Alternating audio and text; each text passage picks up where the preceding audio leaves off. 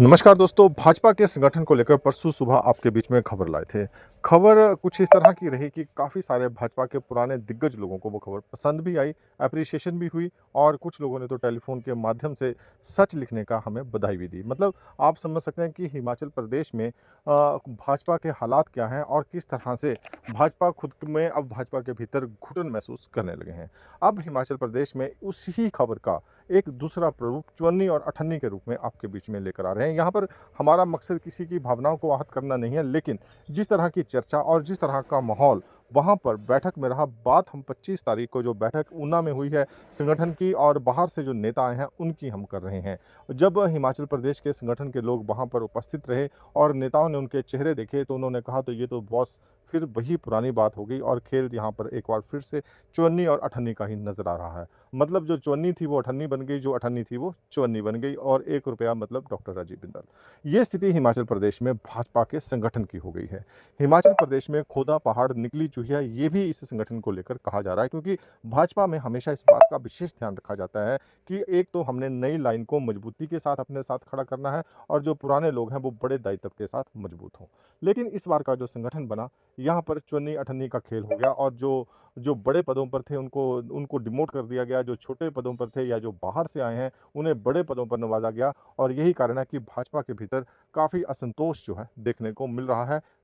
कम से कम ये जो नया संगठन बना है उस संगठन के बनने के बाद हिमाचल प्रदेश में प्रवक्ताओं की झड़ी भाजपा ने लगा दी है। अब देखना होगा कि ये प्रवक्ता सिर्फ पदों तक सीमित रहेंगे या कोई हिमाचल में भाजपा की बहुत बड़ी कोई राजनीतिक स्ट्रेटजी है, जिस स्ट्रेटजी के तहत, जिस रणनीति के तहत इन प्रवक्ताओं की नियुक्ति हिमाचल प्रदेश में हुई है, क्योंकि जितने संगठनात्मक जिले हिमाचल प्रदेश में हैं उससे अधिक प्रवक्ताओं की ताजपोशी अब हिमाचल प्रदेश में हो गई है। अगर आपको याद होगा तो इस तरह का प्रचलन जो है वो कांग्रेस में रहता है। कांग्रेस में आपको कितने भी जनरल सेक्रेटरी, कितने भी सेक्रेटरी, कितने भी प्रवक्ता जो हैं आसानी से देखने को मिल जाते हैं और वहाँ पर धड़ाधड़ चिट्ठियाँ जो है निकलती रहती हैं। लेकिन भाजपा में इस तरह का माहौल, एक तरह से संगठन का कांग्रेसीकरण हिमाचल प्रदेश में होता नजर आ रहा है। यही कारण है कि आए दिन नई लिस्ट जो है वो निकल जाती है और अपने अपने लोगों को नेताओं के द्वारा एडजस्ट करने का जो दबाव है वो दबाव भाजपा में अब स्पष्ट रूप से दिखाई दे रहा है।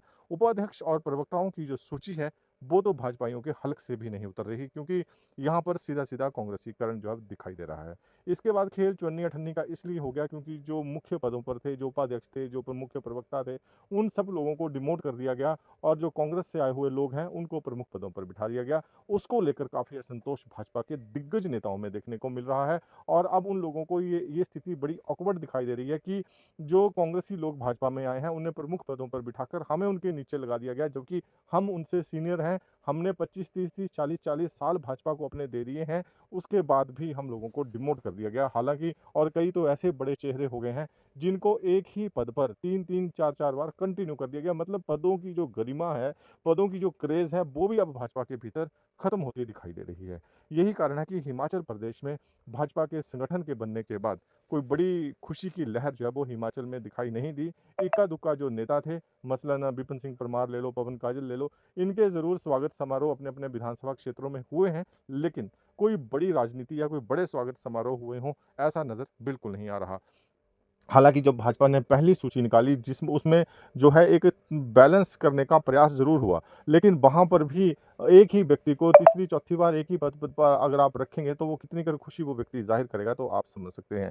तो वो स्थिति पहली सूची में रही, लेकिन पहली सूची में गनीमत ये रही कि जो बाहर से लोग भाजपा में आ रहे हैं उनको स्थान भाजपा ने उस सूची में नहीं दिया था, जिसको लेकर पहली सूची में तो भाजपाइयों को राहत मिली। लेकिन जैसे ही अगली सूचियाँ निकल कर आई और ये पता चला कि भाजपा के बड़े लोगों को भी डिमोट कर दिया गया और बाहर से आए लोगों को प्रमोट कर दिया गया बड़े जिम्मेदारियों के साथ, उसके बाद भाजपाइयों की एक तरह से कह सकते हैं कि हवा ही निकल गई।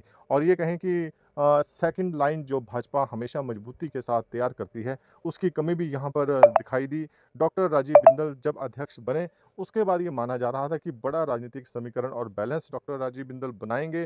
कुछ नाराज लोगों को भी लेकर आएंगे, कुछ नए लोगों को भी लेकर आएंगे, कुछ पुराने लोगों को वो रिटायर भी करेंगे, कुछ पुराने लोगों को नई जिम्मेदारियों के साथ वो प्रमुख जो संगठन है उससे हटा भी सकते हैं। लेकिन जब घोषणा हुई तो वही ढाक के 3 पात निकले और कांग्रेसी कल्चर जो है पूरी तरह से यहाँ पर भाजपा के ऊपर हावी दिखाई दिया, भाजपा के संगठन के ऊपर हावी दिखाई दिया। यही कारण था कि बात जो है वो चुन्नी और अठन्नी के ऊपर आ गई। चुन्नी और अठन्नी का मतलब यहाँ पर बहुत सारे थे। एक तो यही था कि हिमाचल प्रदेश में उन्हीं लोगों को जो है आप संगठन में ले आए जो पहले संगठन में थे और सिर्फ़ पदों का रिशफलिंग हुई है।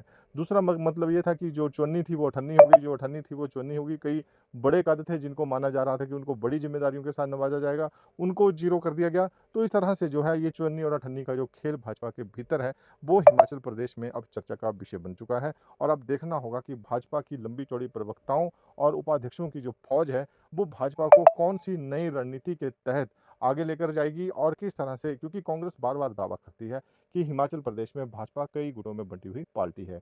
और 2022 का अगर आपको चुनाव याद होगा तो आपको ये भी याद होगा कि 2022 में भाजपा की हार का कारण कोई कांग्रेस की गारंटियाँ नहीं रही थी। 2022 में भी भाजपा की हार का कारण खुद भाजपा ही रही थी।